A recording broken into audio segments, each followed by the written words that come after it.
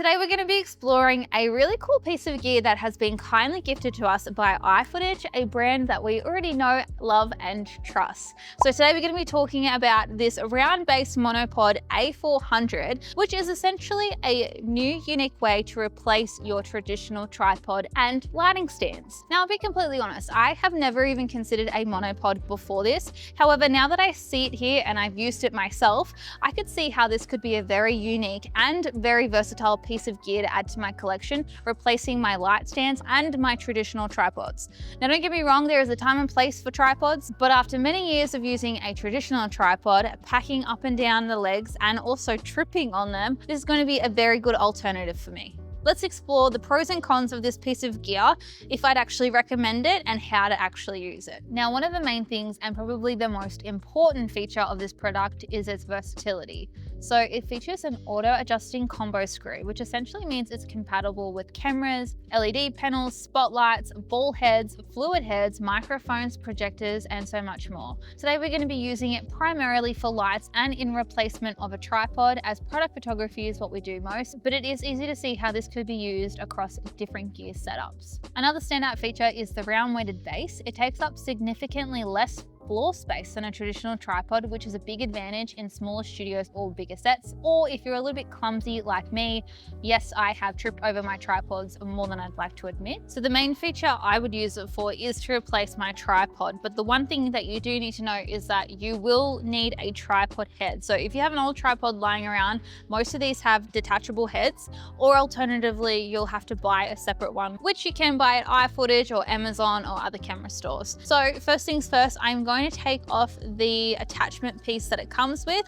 This we want to keep handy for when we are putting a strobe on, but for this instance I'm going to be just putting our tripod head straight on, and I believe most tripod heads will fit on this screw that is available. So make sure that is secure and on there properly, and then from there this is how you attach your camera. So again, you cannot attach your camera straight to this actual monopod. You do need the tripod bracket first. So I'm actually just going to move this on the floor so we can put our camera directly on it. So I'm just going to clip that straight on, secure it in place, and get my camera in position. So you're seeing my reaction for the very first time. This is actually really sturdy. If I compare this to my tripod, which to be fair is quite old, this feels way more sturdier because of the weight, whereas I'm always constantly worried about these legs giving in, and to be honest, they do. They very much give in all the time on me. So I already like this so much better than the tripod. It feels secure, it feels stable, and I actually sit to take a lot of my photos. And this allows me to get quite close to the monopod rather than having to be careful of these legs. So I'm forever trying to be mindful that I'm not going to kick it. Quite happy with that already. The next thing I will try is with a strobe. So the strobe's a lot heavier than the camera, and obviously with weight and soft boxes, you always have to be a little bit mindful that you're not going to be too top heavy and actually tip something over. So I'm intrigued to see what that's like as well. The good thing about this as well is that you can go up and down. So if I wanted to go, that was actually quite fast, if I wanted to go higher and lower, rather than having to hold the legs, do one at a time, make sure they're all even.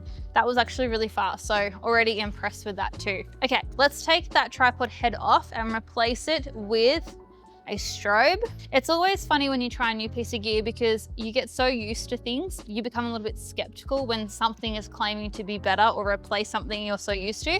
We've had tripods for years. I've been in this industry for 8 years now, and I've always used a tripod, and to think of getting rid of it completely, yeah, you kind of put your guard up a little bit with gear, but I could see myself completely replacing it because that honestly feels so sturdy. All right, I'm just gonna secure that stand. So our strobes, we often just use your standard light stands that come with a spigot, and they're on the 3 legs. I haven't really had an issue with the 3 legs system. It's quite easy to put them up and down. They're usually quite sturdy. But the one thing I do like about this is if I wanted to make this extra sturdy, I could always add a sandbag directly to the plate that's on the base. Whereas this, I'd have to add sandbags to each individual leg. So that's a positive in itself too. So I'm just gonna place my strobe directly on, tighten it. That feels really good. Yeah, if anything, I would just add a sandbag to that just to make sure it's extra sturdy, but that feels really nice and sturdy. I'm quite happy with that. Now let's just have a quick look at how much higher it can go. So often when we're on set, we used to fuse the paper for our fill lights. And the one issue that we always have is that we end up having so many legs in our set and it becomes like a big hazard. You have cords, you have legs, you have gear everywhere. There is a risk of tripping over something. So we have to be really careful. Now I'm not saying stop being careful, but I can see me putting this behind my diffuser paper, I've already reduced a risk by having no legs on that. As I mentioned before, I actually really like how it looks as well. We've always said our studio is more functional than aesthetic, but it would be nice for our studio to be more aesthetic. And I could see how sleek multiple of these would be on set. We've got some different colored stands. It's very mix and match. So we have some silver ones, which you can see fingerprints all over. We have some black ones. Not that they're bad quality, it's just that it doesn't look uniform, it doesn't look expensive. Whereas this piece of gear looks really nice. It's sleek, it's matte. It actually looks expensive, and I think it would make the studio look a lot more aesthetic. Now, I don't actually have a video light on me right now. However, there is a hook here. So if you did need to hook the actual AC adapter or the bracket, you could hook it directly to that too. So keeping your cords up and out of the way. Now, as I mentioned before, there's so many different ways that you can use this monopod. These are the two that I would specifically use on a regular occurrence. If anything, I'm more inclined to use it as the tripod and get rid of the one that I've been using so I can eliminate some more hazards. Let's talk pricing. I know many photographers that follow us are beginner photographers in the product photography space, and investing in your gear can sometimes feel really inaccessible or a little bit out of reach. From memory, this is 120 USD, which is around $180 Australian, which to some that could be expensive. To me, I actually think that's very affordable for how versatile this is. So I guess you have to ask yourself, do you want to spend more money on more stands, more tripods, or would you prefer to spend the money on one versatile piece of gear? And if you were asking me, I'd rather spend the money on one piece of gear. So I'd say this is a win for me.